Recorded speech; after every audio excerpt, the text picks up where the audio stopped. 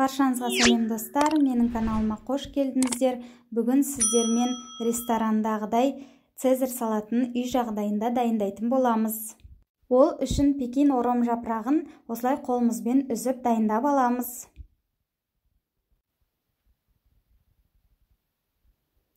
Енді соусын дайындаймыз. Ол үшін сарымсақты сарымсақ өткізгіштен өткізіп аламыз. Оның үстіне шым-шым тұз, одан кейін майонез құямыз. Одан кейін қаймақ салып, жақсылап араластырамыз. Осымен біздің соусымыз дайын. Цезарь салаты үй жағдайында жасалғандықтан, ондай қымбат азық-түлікті керек етпейді. Бірақ ресторанда жасалғаннан кем түспейді. Міндетті түрде жасап көріңіздер. Орам жапырақтың үстіне жаңағы соусымызды құйып, жақсылап араластырамыз.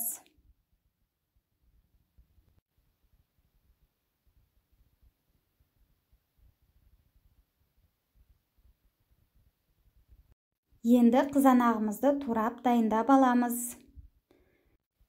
Керек емес жерін алып тастап, орташа бөлікке турап дайындап алуымыз керек.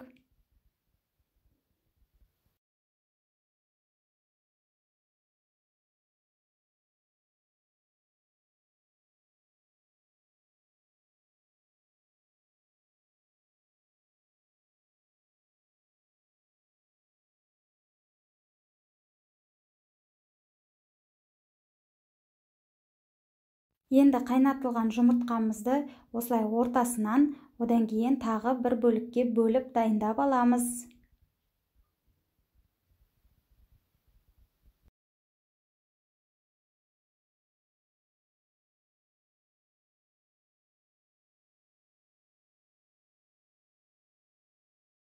Одан кейін тауықтың төс етін жұқа етіп тураймыз. Сіздер қалауларыңызша суға пісірсеңіздер де, духовкаға пісірсеңіздер де болады. Мен духовкаға пісіріп алдым.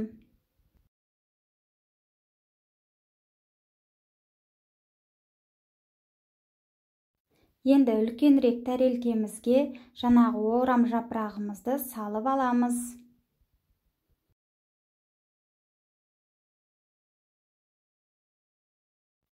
Оның үстіне тауықтың төс етін жайғастырамыз.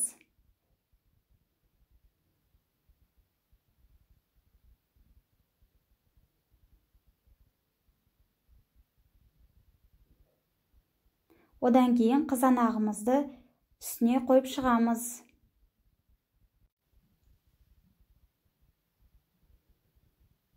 Одан кейін жұмыртқамызды жайғастырамыз.